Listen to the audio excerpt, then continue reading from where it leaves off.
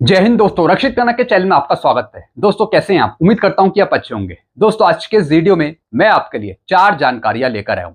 जैसे कि दोस्तों आप पीछे बोर्ड पे देख रहे हैं, कौन सी 4 जानकारियां मैं आपको देने वाला हूं। सबसे पहले मैं आपको उसकी जानकारी दे देता हूं।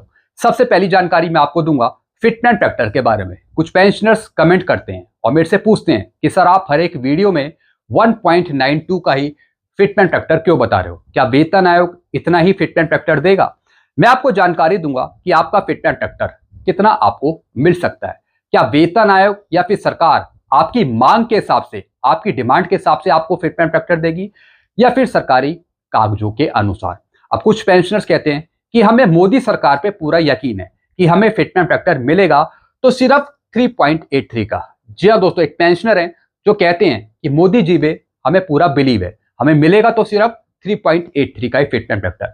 मैं आपको बताऊंगा कि जो मैं हर एक वीडियो में 1.92 का फिटमेंट फैक्टर बता रहा हूं वो किस आधार पे आपको बता रहा हूं। फिर मैं आपको बताऊंगा कि 3.83 का फिटमेंट फैक्टर क्या आपको दिया जा सकता है सरकारी आंकड़ों के अनुसार या फिर वेतन आयोग के आंकड़ों के अनुसार। इसकी जानकारी मैं आपको दूंगा फिटमेंट फैक्टर के बारे में, और जो पेंशनर सवाल कर रहे हैं उसका भी उत्तर मैं आपको आगे देना चाहूंगा। फिर दोस्तों एक और मैं आपको जानकारी दूंगा ओपीएस के तहत मासिक पेंशन का सीधा गणित। जी हाँ दोस्तों, ओल्ड पेंशन स्कीम में किस तरीके से पेंशन कैलकुलेट करी जाती है, और फिर एनपीएस में किस तरीके से पेंशन कैलकुलेट करी जाती है, यानी एनपीएस में फायदा है या फिर ओल्ड पेंशन स्कीम में। इसकी जानकारी मैं आपको दूंगा एक छोटा सा गणित समझा के, कैलकुलेशन समझाकर आगे। फिर दोस्तों एक और मैं आपको जानकारी दूंगा, एक नया लेटर निकला है 25 जून 2026 का। एक ऑफिस मेमोरेंडम है जो जारी करा है ministry of health and family welfare की तरफ से। और दोस्तों ये संबंधित है पेंशनर्स और फैमिली पेंशनर के मेडिकल बिल से। जी हाँ दोस्तों, पेंशनर का, फैमिली पेंशनर का जो मेडिकल बिल है उसको क्लेम करने से संबंधित, उसका सेटलमेंट करने से संबंधित ये लेटर जारी करा है। यानी कि जो कंपिटेंट अथॉरिटी है जैसे कि एडिशनल डायरेक्टर, डायरेक्टर सीजीएचएस के, एडिशनल सेक्रेटरी, तो उनकी पावर को यहाँ पे बढ़ा दिया है। जी हाँ दोस्तों, मेडिकल क्लेम से संबंधित जो उनकी पावर है, कितने लाख तक की पावर है, उसको यहाँ पे इंक्रीज कर दिया है। क्या है पूरा लेटर आगे समझाऊंगा विस्तार से। फिर दोस्तों लास्ट इंफॉर्मेशन मैं आपको दूंगा, एक खबर छपी है अमर उजाला में, बिल्कुल सही खबर इन्होंने छापी है। न्यूनतम वेतन 69,000 रुपए हो, 65 वर्ष से मिले अतिरिक्त पेंशन। 8वें वेतन आयोग के सामने कर्मचारियों ने रखी मांगे, कहा वेतन बढ़ेगा तो अर्थव्यवस्था भी बढ़ेगी। जी हाँ दोस्तों, लखनऊ में एक मीटिंग हुई थी 8वें वेतन आयोग की कर्मचारी संघों के साथ। तो दोस्तों क्या वहां पे मीटिंग हुई, क्या बातें रखी गई, कौन सी डिमांड आई, सब कुछ जानकारी दी है यहाँ पे अमर उजाला ने। बिल्कुल सही खबर है, एक्यूरेट खबर है जो मैं आपको आगे देना चाहूंगा। तो दोस्तों बस यही 4 जानकारियां हैं जिन पर मैं बात करूंगा, इसलिए वीडियो को आप शुरू से लेकर आखिरी तक देखिएगा। जानकारियों में आगे बढ़ने से पहले एक छोटी सी अपील मैं आपसे करूंगा, और अपील है चैनल सब्सक्राइब की। अगर आप कंटिन्यू मेरे वीडियो देख रहे हैं, चैनल पे पहली बार विजिट कर रहे हैं, अगर आपने अभी तक चैनल को सब्सक्राइब नहीं किया तो फटाफट सबसे पहले आप वीडियो को पॉज करके चैनल को सब्सक्राइब कर लीजिएगा, ताकि आपको सही जानकारियां, ऑथेंटिक जानकारियां, नए लेटरों की जानकारियां आपको तुरंत मिल सके। और लास्ट में वीडियो देखने के बाद वीडियो को शेयर, लाइक और हाइप भी कर दीजिएगा, क्योंकि ऐसी जानकारियां आपको मिलती रहती हैं। चलते हैं दोस्तों पहली जानकारी की तरफ। अब दोस्तों एक पेंशनर है जो कमेंट करते हैं, क्या लिखते हैं, but Modi ji is giving fitment factor of 3.83। ये कह रहे हैं कि मोदी जी देंगे तो सिर्फ 3.83 का फिटमेंट फैक्टर देंगे, and you have taken only 1.92, और आप हर एक वीडियो में 1.92 का ही फिटमेंट फैक्टर बता रहे हैं। We trust Modi ji to give us fitment factor 3.83। ये कह रहे हैं कि हमें मोदी जी पे पूरा भरोसा है कि मोदी जी हमें देंगे तो सिर्फ 3.83 का फिटमेंट फैक्टर। दोस्तों आप ऐसा नहीं कह सकते। जी हाँ दोस्तों, क्योंकि दोस्तों ये डिमांड है। ऐसे तो डिमांड 4.00 को भी कर रखी है, तो क्या सरकार आपको 4.0 का फिटमेंट फैक्टर दे देगी? आपकी डिमांड के हिसाब से फिटमेंट फैक्टर तय नहीं होगा। जो आंकड़े हैं, जो सरकारी आंकड़े हैं, उसके हिसाब से फिटमेंट फैक्टर तय होगा। सरकार के बजट के अनुसार फिटमेंट फैक्टर तय होगा। जी हाँ दोस्तों, क्योंकि दोस्तों डिमांड तो कुछ भी करी जा सकती है। 7 सीपीसी में डिमांड करी गई थी 3.71 की, 26,000 मिनिमम पे की, लेकिन मिला कितना आपको? 2.57, सिर्फ 18,000 मिनिमम पे। तो डिमांड तो कुछ भी करी जा सकती है, लेकिन सरकार जो आपको देगी वो देगी बजट के अनुसार। जी हाँ दोस्तों, सरकार देगी कि उसके पास कितना पैसा है, कितना पेंशन सैलरी बढ़ाने से सरकार पे ज्यादा बोझ नहीं पड़ेगा, तो उस हिसाब से आपका फिटनेस फैक्टर तय होगा, मिनिमम पे तय होगी। डिमांड तो बिल्कुल सही है कि महंगाई के हिसाब से ज्यादा फिटनेस फैक्टर मिलना चाहिए, ये बात मैं भी एग्री करता हूं। लेकिन मैं आपको बता रहा हूं कि सरकार या फिर वेतन आयोग किस हिसाब से आपको फिटनेस फैक्टर देगी, अपने पैसे के अनुसार, अपने बटुए के अनुसार और अपनी आर्थिक कंडीशन को देखते हुए। ये रियलिटी है, ये बिल्कुल सच्चाई है। आप पुराने पे कमीशन की रिपोर्ट भी उठा के देख सकते हैं। मैं ऐसा नहीं कह रहा हूं कि कम मिलना चाहिए या फिर सरकार इतना नहीं दे पाएगी, मिलने को तो कुछ भी मिल सकता है, लेकिन वो सब डिपेंड करेगा सरकार के बटुए पे, सरकार के पास कितना पैसा है, क्या वो ज्यादा दे सकती है या फिर वो मीडियम दे सकती है या फिर कम दे सकती है। तो इसलिए आप ये नहीं बोल सकते कि आपको मोदी सरकार पे पूरा भरोसा है कि आपको सिर्फ 3.83 का ही फिटनेस फैक्टर मिलेगा, क्योंकि सरकार आपकी डिमांड के हिसाब से, मांग के अनुसार आपको चीज नहीं देगी। वो देगी तो कैलकुलेशन के हिसाब से, जितने पास उसका पैसा है, जितना पैसा है उसके हिसाब से आपका फिटनेस फैक्टर तय किया जाएगा। ये रियलिटी है जो मैंने आपको समझाया। और जो मैं आपको बता रहा हूं 1.92, ये मैं हवा में नहीं बता रहा, ये DADR 60% के हिसाब से बता रहा हूं। और सरकार का मैंने इसमें परसेंटेज जोड़ा है सिर्फ 20% का। जी हाँ दोस्तों, 20% के हिसाब से और 60% DADR के हिसाब से आपका फिटनेस फैक्टर 1.92 बनता है। हालांकि अगर फैमिली यूनिट को बढ़ा दिया जाए तो उसके हिसाब से फिर आपका ज्यादा फिटनेस फैक्टर बनेगा। लेकिन आप अभी ये नहीं कह सकते कि मोदी सरकार पे पूरा भरोसा है और मिलेगा तो सिर्फ 3.83 का फिटनेस फैक्टर, ये आप गलत कह रहे हैं। इसलिए थोड़ा सोच समझ के बात रखा करिए। चलते हैं दोस्तों अगली जानकारी की तरफ। अब दोस्तों अगली जानकारी मैं आपको दे रहा हूं OPS के तहत मासिक पेंशन का सीधा गणित। जी हां दोस्तों, अब दोस्तों किस तरीके से आपको ओल्ड पेंशन स्कीम में फायदा मिलता है पेंशन में, और फिर NPS में किस तरीके से आपको पेंशन में फायदा मिलता है। अब दोस्तों यहां पे देखिए, OPS के तहत मासिक पेंशन का सीधा गणित, जो ओल्ड पेंशन स्कीम के अनुसार अपनी पेंशन ले रहे हैं तो किस तरीके से ले रहे हैं। मूल वेतन का 50% पेंशन। जी हाँ दोस्तों, अगर किसी की 44,100 बेसिक पे है तो इसका आधा आपकी बेसिक पेंशन होगी। जी हाँ दोस्तों, इसकी आधी कितनी हो जाएगी, 22,050। ये सिंपल सा ओल्ड पेंशन स्कीम का गणित है पेंशन देने का, यानी जितनी आपकी बेसिक पे है उसकी आधी आप पेंशन प्राप्त करते हैं, प्लस उसमें जुड़ जाता है महंगाई भत्ता DADR। जी हाँ दोस्तों, जैसे कि 22,050 बेसिक पेंशन है तो इसका 60% कितना हुआ, इसका 60% हुआ 13,230, तो आपकी टोटल पेंशन कितनी हो जाएगी, 35,280। ये फॉर्मूला है ओल्ड पेंशन स्कीम का। OPS सीधे अंतिम वेतन से जुड़ा है, शेयर बाजार के उतार चढ़ाव से नहीं। जी हाँ दोस्तों, ओल्ड पेंशन स्कीम में जो पेंशन आपको दी जाती है उसमें शेयर मार्केट का कोई लेना देना नहीं है। सिंपल सा फॉर्मूला है, बेसिक पे का आधा आपकी पेंशन। NPS बनाम OPS, एक नजर में अंतिम फैसला। जी हां दोस्तों, अब दोस्तों NPS में या फिर OPS में क्या डिफरेंस है, अब जरा ये समझ लीजिए। NPS में मासिक पेंशन आपकी बनेगी 8,381 रुपए, ये NPS की पेंशन है, आपको पता ही है अगर आप NPS से रिटायर हुए। ओल्ड पेंशन स्कीम में पेंशन बनेगी आपकी 35,280। दोनों में डिफरेंस देख लीजिए कितना डिफरेंस है, सीधा 4 गुना का यहां पे डिफरेंस है, 4 गुना का। महंगाई से सुरक्षा NPS में नहीं है। जी हां दोस्तों, DADR आपको नहीं मिलता NPS की पेंशन में, OPS में आपको DADR मिलता है आपकी पेंशन में, बेसिक पेंशन में। कर्मचारी का योगदान बेसिक पे प्लस DA का 10% NPS में, अगर वो सर्विस में है, जैसे कि पता है कि उनका 10% कंट्रीब्यूशन कटता है।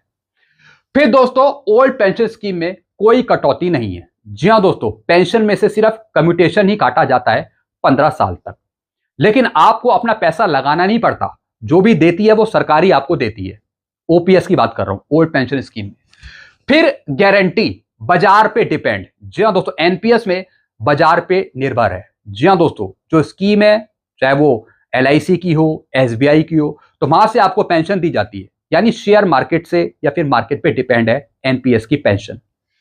लेकिन ओल्ड पेंशन स्कीम में ऐसा कुछ नहीं है, इसमें सरकार की गारंटी है कि सरकार आपको लास्ट बेसिक जो आपकी उसकी आधी आपको पेंशन देगी, यानी सरकार की पूरी गारंटी है पेंशन देने की, कोई टेंशन नहीं है ओपीएस में। फिर एक मुश्त लाभ लमसम पेमेंट भी आपको दिया जाता है, एनपीएस में भी दिया जाता है और ओपीएस में भी दिया जाता है। जी हां दोस्तों, एनपीएस में दिया जाता है 29.4 लाख, अगर बेसिक यहां पे 44,100 है। जी हां दोस्तों, अगर बेसिक 44,100 है तो उसके हिसाब से एनपीएस में आपको लमसम अमाउंट दे दिया जाता है। यानी कि टोटल कॉर्पस का 60% आपको लमसम पेमेंट दे दिया जाता है। बाकी 40% की आपकी पेंशन बना दी जाती है किसी एन्युटी में। यह एनपीएस का रूल है, 60% का एक मुश्त विड्रॉल आपको दिया जाता है। लेकिन ओपीएस में ग्रेजुटी मिलती है और लीव इनकैशमेंट का पैसा आपको दिया जाता है और कम्यूटेशन भी आपको दिया जाता है, जैसा आप ऑप्शन चूज करते हैं, 40%, 50%, जितना भी आप लेना चाहते हैं। 4 गुना से भी बड़ा अंतर है एनपीएस और ओपीएस में। जी हां दोस्तों, एक तरफ पेंशन है एनपीएस में 8,381, वहीं ओपीएस में है 35,280।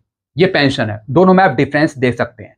एक समान सेवा देने के बावजूद एनपीएस कर्मचारी को ओपीएस कर्मचारी की तुलना में चौथाई से भी कम पेंशन मिलती है। जी हां दोस्तों, तो दोस्तों ये डिफरेंस है, इसलिए डिमांड करी जा रही है कि हमें चाहिए तो सिर्फ ओल्ड पेंशन स्कीम, सिर्फ ओल्ड पेंशन स्कीम। बिल्कुल सही डिमांड है, क्योंकि सारी श्योरिटी इसमें सरकार की है ओल्ड पेंशन स्कीम में, बल्कि एनपीएस में बाजार पे डिपेंड रहना पड़ेगा। तो दोस्तों, एक मैंने आपको ये डिफरेंस समझाया एनपीएस और ओपीएस में। चलते हैं दोस्तों अगली जानकारी की तरफ। अब दोस्तों, government of India, ministry of health and family welfare का एक लेटर है 25 जून 2026 का, एक ऑफिस मेमोरेंडम है, जिसका सब्जेक्ट है revision of delegation of financial power for settlement of medical reimbursement claim and grant of permission x post facto approval in respect of pensioners, CGHS beneficiary and other eligible beneficiary including service CGHS employee। जी हाँ दोस्तों, जो CGHS के employ हो गए, कर्मचारी हो गए, pensioners हो गए, जो उनके मेडिकल बिल हैं उनका रिम्बर्समेंट करना, उनका क्लेम करना, तो दोस्तों उससे संबंधित जो कॉम्पिटेंट अथॉरिटी है उनकी पावर को यहाँ पे बढ़ा दिया गया है। जी हाँ दोस्तों, medical reimbursement claim hospital bills and approve rate, जो CGHS रेट है उसके अनुसार मेडिकल बिल का रिम्बर्समेंट करना, जो आपसे संबंधित है, कर्मचारियों से या फिर पेंशनर्स से। अब दोस्तों, यहां पर जो कॉम्पिटेंट अथॉरिटी है उनके पास पावर होती है कितने लाख तक का वो सेटलमेंट कर सकते हैं, कितने लाख वो दे सकते हैं मेडिकल बिल के सेटलमेंट के लिए, इलाज के लिए, चाहे वो कर्मचारी हो, पेंशनर्स हो।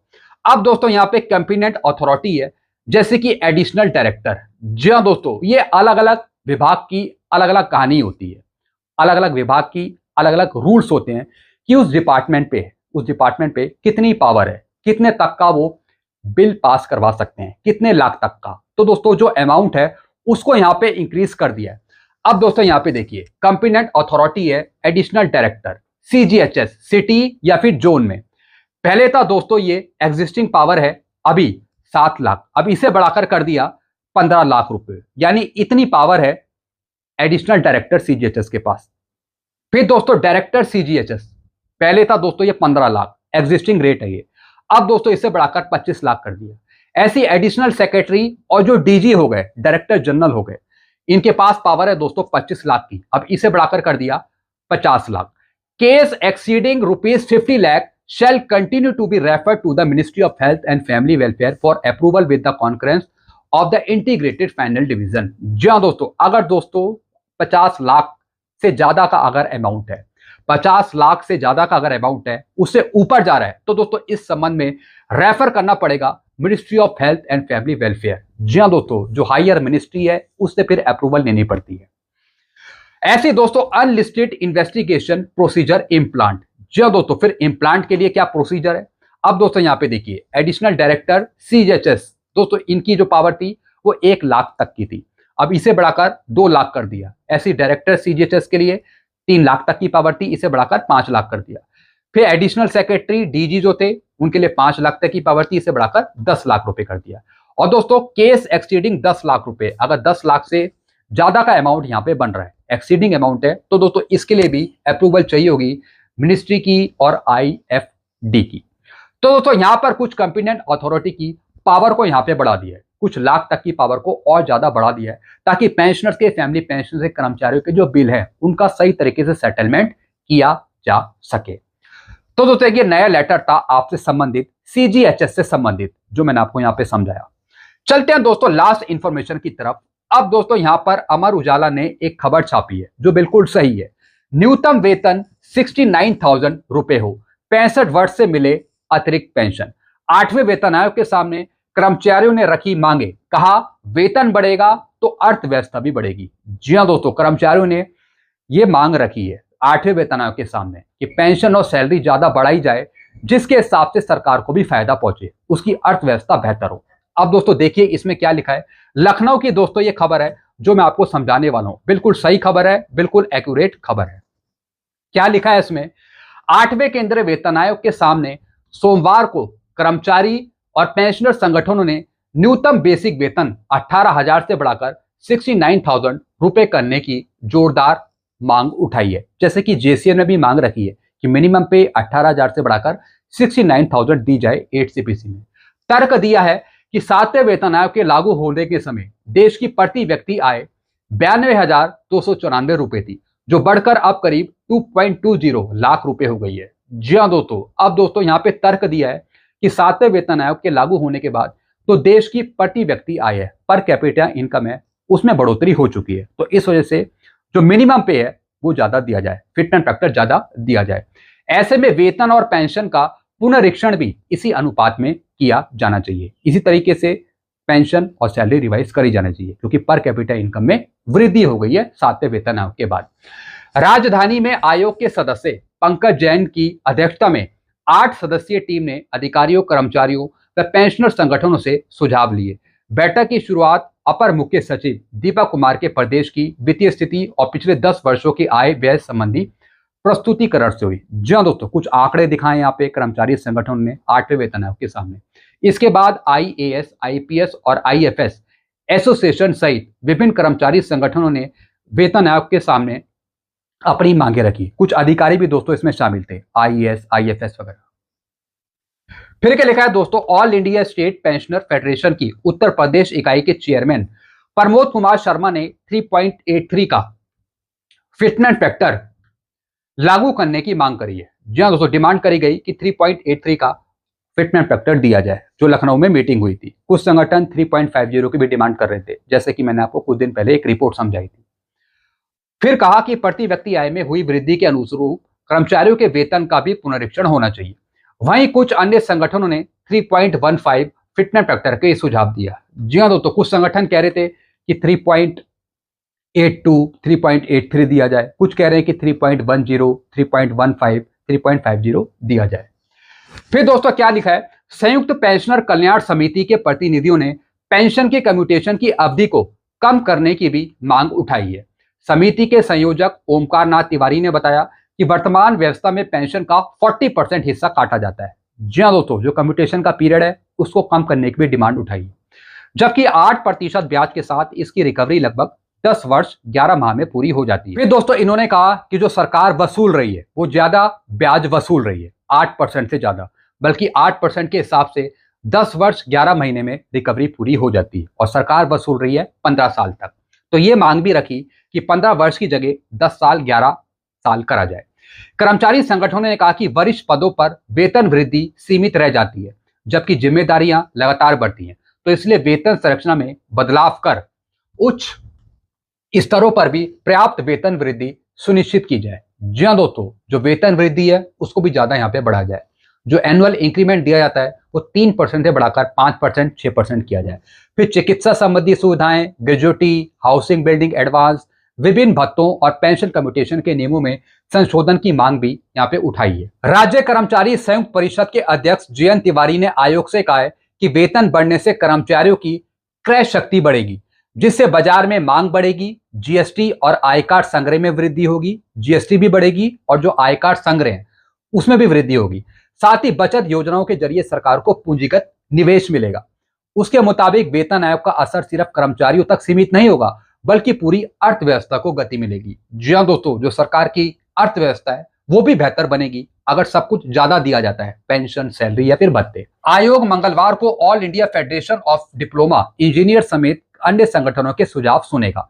कर्मचारी संगठनों का मानना है कि क्षेत्रीय बैठकों की तेजी से पूरा होने से आयोग भी तय समय सीमा से पहले रिपोर्ट सौंप सकता है। बैठक के लिए राज्य सरकार ने 5 नोडल अधिकारियों को नामित किया है। विशेष सचिव नील रतन कुमार को समग्र समन्वय की जिम्मेदारी दी गई है। जी हाँ दोस्तों, तो दोस्तों यहाँ पर इन्होंने मीटिंग करी और बताया कि किस तरीके से इन्होंने यहाँ पे डिमांड रखी है। फिर क्या लिखा है, पेंशनर संगठनों ने भी दिए अहम सुझाव। पेंशनर संगठनों ने कहा कि 65 वर्ष की आयु पे 5%, 70 वर्ष की आयु पे 10% और 75 वर्ष की आयु पे 15% एडिशनल पेंशन देने की मांग भी रखी है वेतन आयोग के सामने। साथ ही पेंशन कम्यूटेशन की 15 वर्ष की कटौती अवधि को कम करने और सेवानिवृत्ति के बाद कर्मचारियों व पेंशनर्स को बेहतर चिकित्सा सुविधा मुहैया कराने की मांग उठाई है। दोस्तों एक तो फिटनेस फैक्टर 3.83 की डिमांड रखी है, फिर जो कम्यूटेशन का पीरियड है उसे कम करने की डिमांड रखी है, फिर पेंशनर्स के जो मेडिकल बिल से संबंधित प्रॉब्लम्स हो गई उनको दूर करने की मांग करी है।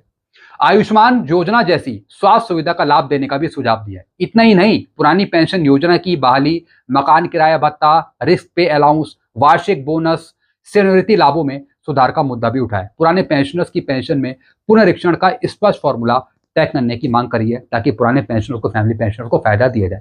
तो दोस्तों वही पुरानी डिमांड है जो इस बार भी संगठनों ने रखी लखनऊ में जो हुई मीटिंग 8वें वेतन आयोग के सामने। तो दोस्तों ये कुछ जानकारी थी जो मैंने आपको यहाँ पे समझाई है। कुछ नई जानकारी आएगी तो मैं आपको जरूर दूंगा। इससे संबंधित आपके अपने सुझाव क्या हैं आप नीचे कमेंट कर सकते हैं। ऐसी जानकारी आपको आगे भी मिलती रहेंगी। तब तक के लिए वीडियो पे बने रहिएगा और चैनल को सब्सक्राइब करना मत भूलिएगा। Thank you so much.